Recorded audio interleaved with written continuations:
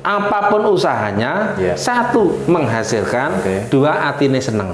Hasilnya, targetnya apa? Targetnya kebutuhan harian. Nah, mari ngono kebutuhan harian tinggal ditentukan aja. Sehadino butuh piro? Misalnya 200. Sedino butuh 200, ya sudah segera dipetakan. Pekerjaan apa ya yang aku itu nek ngelakoni sing aku seneng sedino entuk 200.000. Media membuka cakrawala, memacu karya.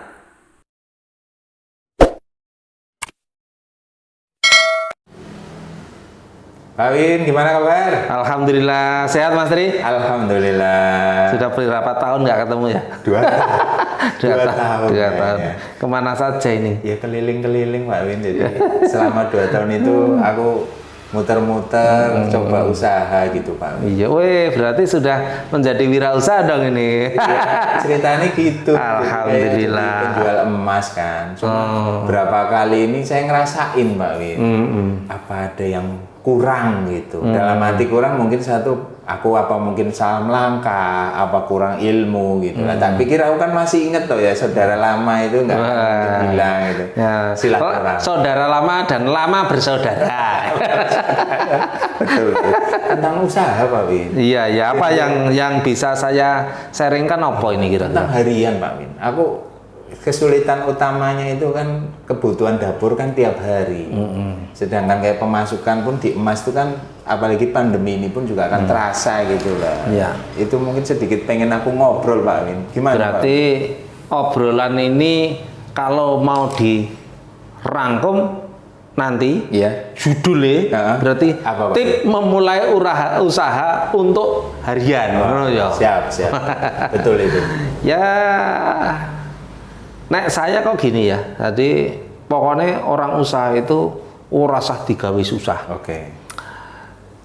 Kebutuhan harian adalah goalnya. Berarti kan targetnya terpenuhinya kebutuhan harian. Betul. Berarti itu sama dengan penghasilan atau menghasilkan. Betul. Yang kedua adalah bisnisnya. Nah, milih bisnisnya itu apa? Kan begitu. Pemilihannya. Ya pilihannya. Nah, aku Mas, simple. Batasannya sebagai orang yang kita beragama, bisnisnya halal, sah. Kan gitu loh. Nah, tapi yang lebih dari itu setelah halal sah, maka harus passion. Passion itu bahasa training. Sing bahasa umumnya ya seneng lah ngono wae. Jadi seneng melakukan atau happy. Jadi ngene, apapun usahanya, satu menghasilkan, dua atine seneng. Hasilnya, targetnya apa? Targetnya kebutuhan harian. Nah, mari ngono kebutuhan harian tinggal ditentukan aja. Sehadino butuh piro? Misalnya 200. Sedino butuh 200, ya sudah segera dipetakan. Pekerjaan apa ya yang aku itu nek ngelakoni sing aku seneng sedino entuk 200.000. Nah wis tinggal dipetakan. Dicek meneh, nanti disod gawe usaha A B C, dicek seneng ora centang. Seneng ora centang. Terus iki ora pati seneng tapi kayaknya iso bunderi, ya kan? Nah, kalau yang tadi disilang, sing ora seneng disilang, nah sing seneng centang.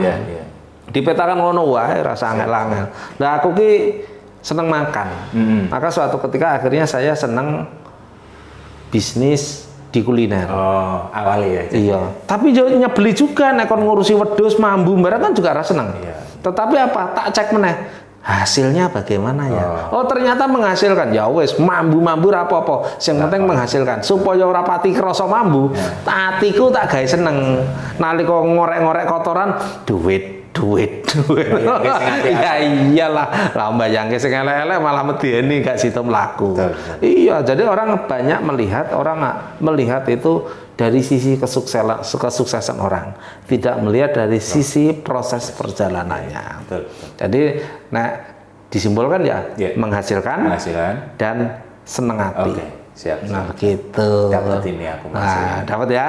Dan pasti insya Allah orang-orang juga pasti akan bisa ngikuti gitu. Kalau iya, betul. Baru setelah kita dapat, kita bisa mempertajam dengan untuk menguatkan dengan kita memiliki mentor. Oh, itu beri ya Pak. Nah, nanti saya karena apa, pengalaman memberikan mentorial gitu ya. Itu juga nggak masuk. Nek bisnisnya urung dilakoni. Yang akan ditanyakan malah nanti seorang mentoring yang harusnya mendampingi malah menjadi analisator. Soalnya apa? Dua-duanya jadi analis. Pak, jenengan ngomong, Pak, nek aku arep bisnis ngene kepriye? Jawabane mentore, nek ngene ya kurang luwih ngene. Sesuk teko meneh. Sama. Bisnis. Lah apa? Karena apa? Dia hanya sibuk membicarakan atau mendiskusikan tentang analisa, bukan tentang sesuatu yang sudah dieksekusi. Siap. Gitu loh. Nah, berarti apa? Eksekusi dulu, nanti terus berlanjut untuk siapa yang bisa membimbing kita untuk menjadi lebih baik, siapa yang akan menjadi mentor kita, siapa yang akan menjadi coach kita, gitu loh. Tapi nek dhewe urung, kita jadi petinju juga belum, tapi kita bingung ketemu dengan pelatih tinju, Pak, nanti kalau saya tinju caranya jotos gimana? Nah itu kan cara-cara. Nah cara diteorikan ya nggak pernah tinju. Akhirnya nggak pernah menghasilkan. Nah kesimpulannya, jenengan tentukan target hasilnya, tentukan tindakan yang mau diambil. Nah saya kira arep dodolan apa? Arep usaha apa kok dodolan apa? Usaha apa coba? Pengennya ya mungkin kalau yang sekarang ini kayak jasa Pak, jasa yang kesehatan lah. Jasa kesehatan. Iya, kayak makelar gitu loh Pak. Oh iya bagus itu, bagus itu, keren itu, keren. Jadi kan kayak peluang usaha baru mungkin. Gitu. Kira-kira pernyataan keren saya ini hoax apa nyata coba?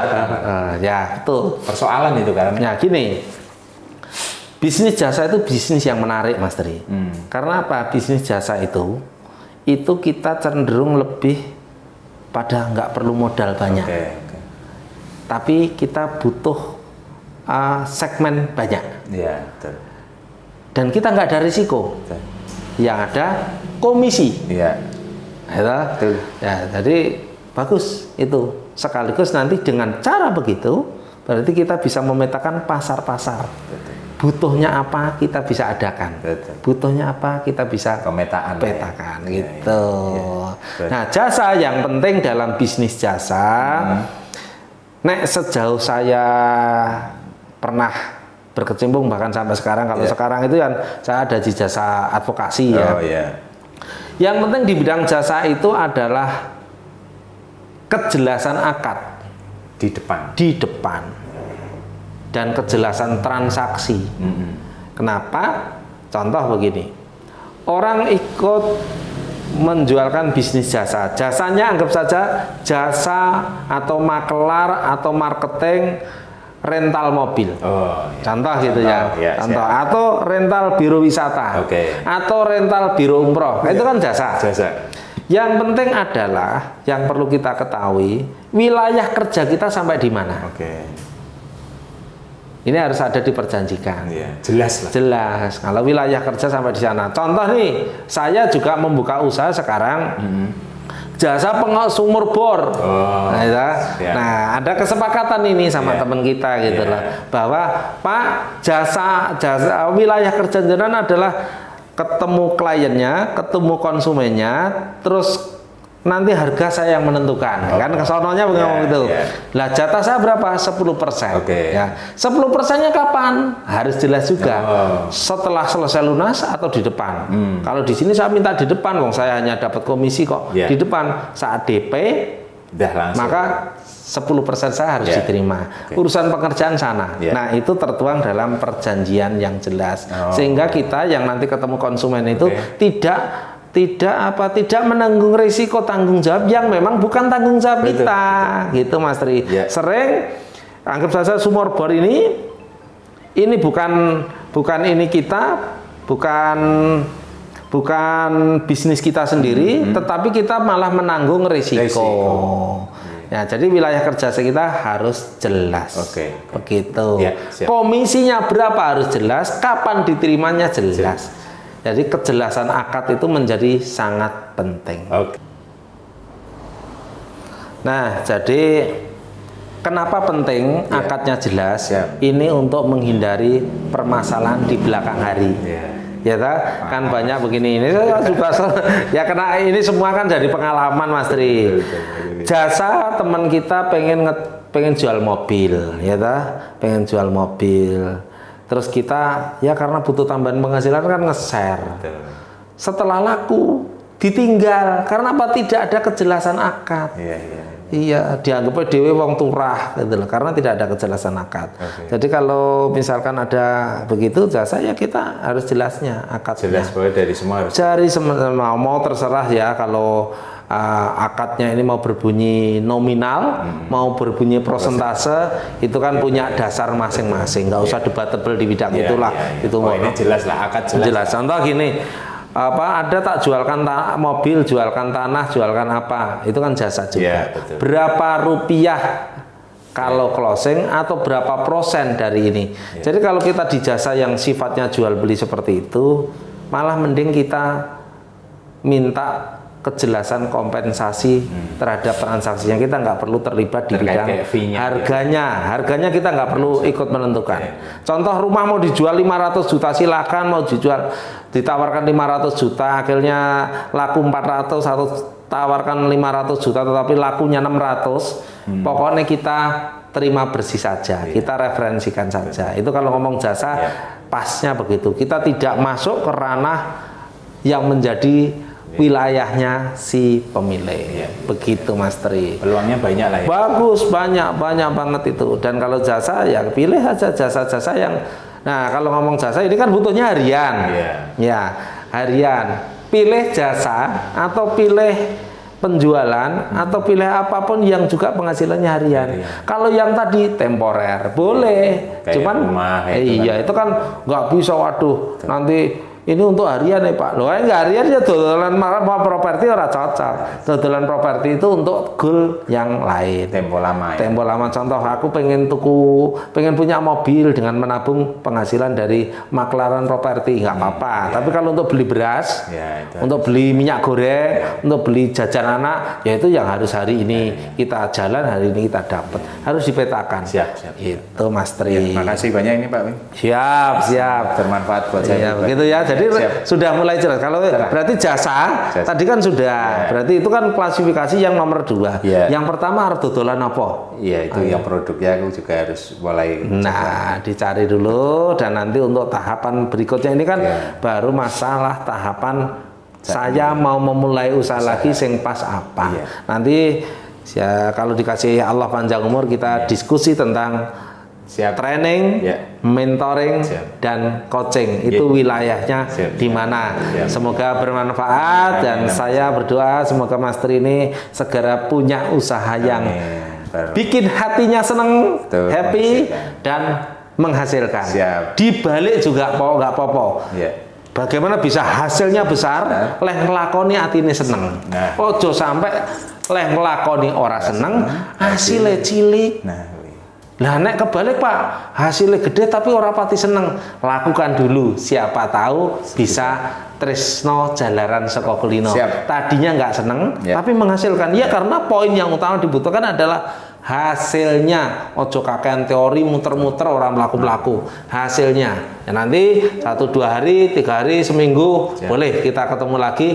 Coba nanti sudah punya siapa tahu kita bisa ikut berkontribusi, memberikan inspirasi dan solusi. Siap. Terima kasih Pak Win. Sama-sama Mas Tri. Mantur suwun.